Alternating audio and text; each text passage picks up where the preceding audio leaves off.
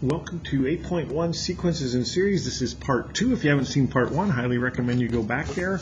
We spent some time taking a look at some of these.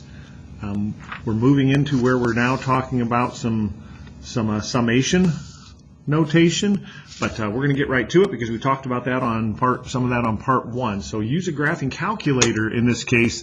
So just a quick reminder on these. We want to put 1 in for j, figure out what that term becomes. Put 2 in for j, figure out what it becomes, put 3 in, all the way up to put 10 in, and then add the results of all of those terms. This is a hug your calculator moment. We're going to have some of those. If you have a TI-84 Plus, probably you have access clear to, I'm going to use alpha and window, which is F2, and I have access to summation. Now, some TI-84 Pluses do not have that, and TI-83s do not as well. I'm going to follow this up by showing the drawn-out process you have to use. But in this case, it's as easy as this. I'm just going to go x. I'm going to go equals 1, and I can just cursor around here. And so we're going to let x run up to 10. And our function, I'm going to go alpha y equals, that's f1, and I'm going to enter this as a fraction. You could do 6 divided by quantity, but I'm just going to go 6 on 3x plus 1. And our calculator is hopefully going to figure that out for us. And isn't that great? We get approximately 5.030. Now, if you do enter it as a fraction, the calculator is going to try to keep this in fractional notation, which means probably if I math fraction this, it's not going to give me anything different. We could actually get a fractional answer out of this, but we end up with a huge denominator by the time we run through 10 of these terms and get common denominators. Okay, so here is the process. Here's a TI-84 that actually does not have that function. It looks like it does. There's an F2 up here, but I go alpha F2, and I just get it like I hit plain old window. So second quit. So here's what we have to do.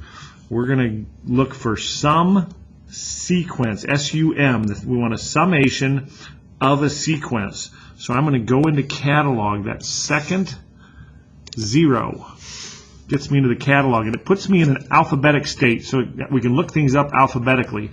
First thing I'm looking up is sum. I'm actually going to go to T, which alphabetically is 4, and then I'm just going to bump up. And there's sum. And now I want to go back into catalog, second 0. I'm going to go to S, which is LN, and I'm going to go down for sequence. And there we go, sum sequence. And now I want to put in my function, that's 6 divided by all of 3x plus 1, and part of sequence still. So here's what I've got. I've got the sum of the sequence, this function. Now I have to say as x goes from 1 to 10. And how I do that is with a comma. It's right above the 7. We don't use it much, but there it is. Comma as x, comma, goes from 1, comma, to 10. And close out my parentheses there. I can put another set, but you're not going to have to. And there's our same solution. So that's a bit of a mess, and you can, just a moment here, and I had another distraction here, but all is well, and you can go ahead and I'll be right with you at the door. You can go ahead and mark that, write that down, but that's the process we need to go through on that. Okay, then writing a sum to use using sigma notations. These can be challenging. So I want to write this sum. Very, very simple to see what's going on here the way they've written it. So I need a sum, and it's going to be as x goes from something to something. And as I notice, every single term has a 5 in the numerator. Every single term has a 1 and a plus here, but the terms go 1, 2, 3, up through 15. I could have x start at any number I want, but I think I want it to start at 1 and end at 15. And this will just be x. So that one, pretty simple. But they can, of course, become more challenging. Number 108. In this case, I'm going to write this as a fraction, so everything's a fraction.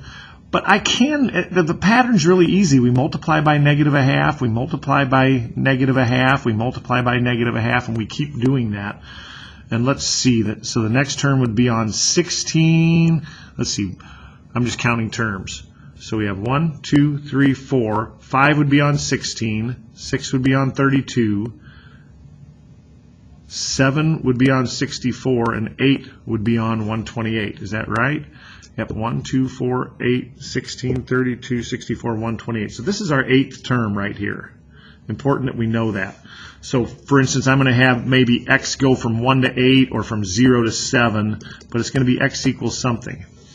Now, the numerator's always 1, but each individual time I multiply by negative 1/2. So if I went, what if I did this, negative 1/2, and I put that to the x? Well, I want my first term to be 1. And then every term after I'm multiplying by another negative 1/2. That seems pretty good, but that would be a case where maybe I want to use 0 here. Because negative 1/2 to the 0th is 1. And negative 1/2 to the first, so x equals 0 would correspond to this 1. X equals 1 would correspond to this negative 1/2. When x is 2, I get positive 1/4, and I think we're in business there. So x is going to run from 0 to, well, 1 to 8 is how many? We have 8 terms, but if I'm starting at 0, I only want to run to 7. These are going to take some thinking. 112. Denominator, I notice, is 2 to the first, 2 to the second, 2 to the third, 2 to the fourth, 2 to the fifth, 2 to the sixth. So that part's not too bad. If I have x equals 1, my denominator can just be 2 to the x.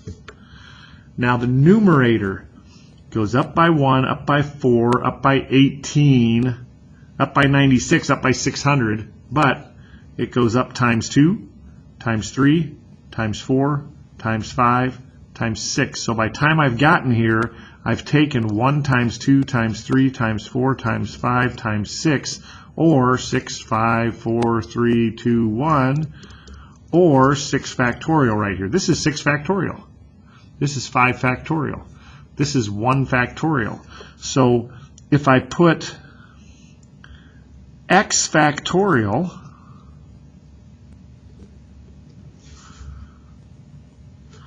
when I put in 1, I get 1. When I put in 2, I get 2 times 1. When I put in 3, I get 3 times 2 times 1. When I put in 4, I get 4 times 3 times 2 times 1. I think we have it. But again, that can be a challenging section. Okay, 116. Find the indicated partial sum of the series. Just some language issues there, but it's really simple. We're only supposed to find the first 4 terms of this infinite series. This series goes from 1, goes on forever. So this just becomes n equals 1 to 4.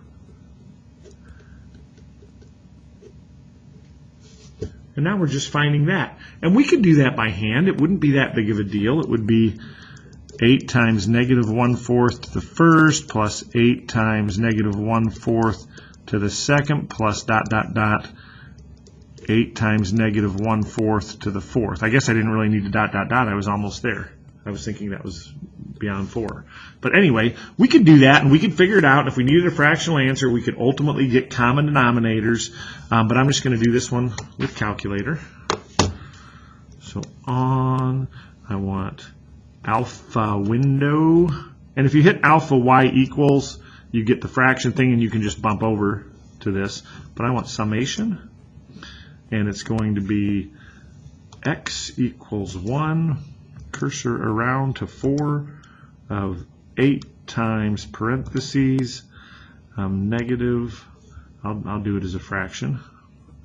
Let's go alpha y equals, I think I hit minus there, I'll go back and get that. Let's do this, negative, yes I sure did, 1 on 4, raise that to the x, and I believe we've got it. Enter. Now the nice thing, if I didn't enter this as a fraction, if I would have entered this as negative 1 divided by 4 instead of as the fraction 1/4, or if I did negative 0.25, it would give me decimal, but it's kind of nice to have it in that form. negative 51 on 32. And finally, find the fourth partial sum. Okay, so if I'm only going for the first 4 of these, it would be 4 on 10 plus 4 on 10 squared plus 4 on 10 to the third, 1,000, plus 4 on 10,000. And we could get common denominators, but if we go to decimal land with this, this is 4 tenths plus 4 100ths plus 4 1,000ths plus 4 10,000ths. It's just 0.4444. Okay, so there's A. Now B, we're ultimately going to have a formula for finding these kind of things where we have infinite terms. And believe it or not, we can add infinite positive numbers together and not get infinity. And maybe you can see why already. Pretty clear, every time k increases by 1, we just move a decimal place, add another 4. So this actually becomes 0.4 repeating, which maybe we're aware is 4 ninths. That works for all plain old single repeating decimals. If it was 0.7 repeating, that's 7 ninths. Okay, here is your assignment. Again, if you haven't seen part 1, highly recommend it. Let me know what I can help with.